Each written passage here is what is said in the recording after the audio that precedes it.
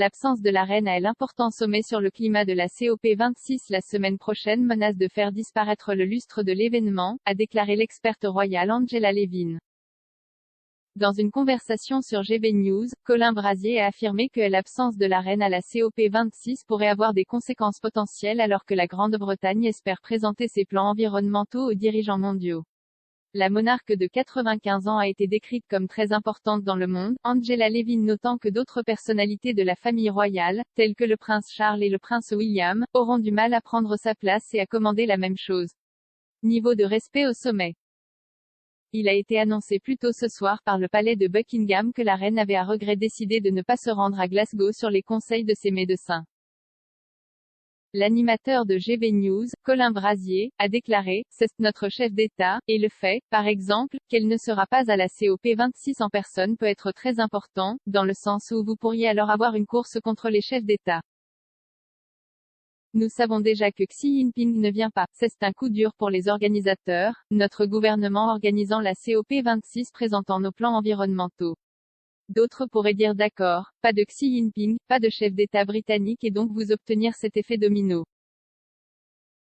Je ne suggère pas que cela va se produire, je dis simplement que cela va bien au-delà d'une discussion apparente sur la santé d'une dame âgée, cela a des conséquences. L'experte royale et biographe Angela Levin a poursuivi, oui, elle est essentielle à tout ce qu'elle fait, elle a ce charisme où les gens l'admirent tellement qu'ils viendront juste pour lui dire bonjour et lui serrer la main ou baisser la tête en s'inclinant. Elle est extrêmement respectée et les pays qui ne s'intéressent pas particulièrement à notre monarchie pensent qu'elle est extraordinaire, ce qu'elle est en effet. Sa Majesté devait assister à l'important sommet du 1er au 5 novembre et devait accueillir lundi soir une réception diplomatique pour les dirigeants mondiaux.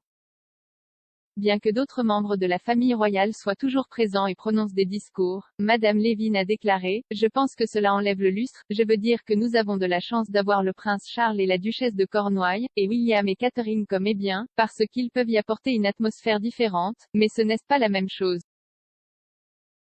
Si elle n'est pas là, vous remarquez très bien qu'elle ne l'est pas et je pense que vous devez aussi faire attention au Commonwealth, car certains d'entre eux adorent Sa Majesté, mais d'autres pensent si elle a des ennuis, peut-être nous feriez mieux d'avoir un référendum sur ce que nous pensons de l'avenir. Je pense qu'elle est essentielle, elle est très importante dans le monde.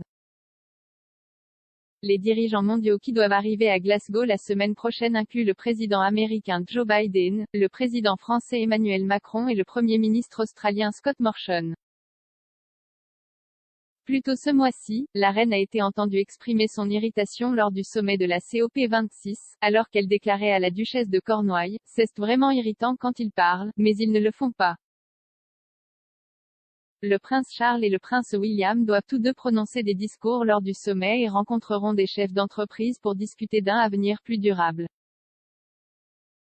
Bien qu'il ait assisté à 2 engagements royaux cet après-midi, le palais de Buckingham a publié une déclaration ce soir pour dire que la reine ne serait plus présente. Ils ont déclaré, suite au conseil de repos, la reine a entrepris des tâches légères au château de Windsor.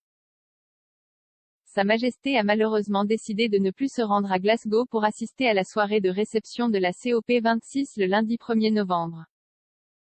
La déclaration a conclu en disant que la reine s'adresserait plutôt aux dirigeants mondiaux via un message vidéo enregistré.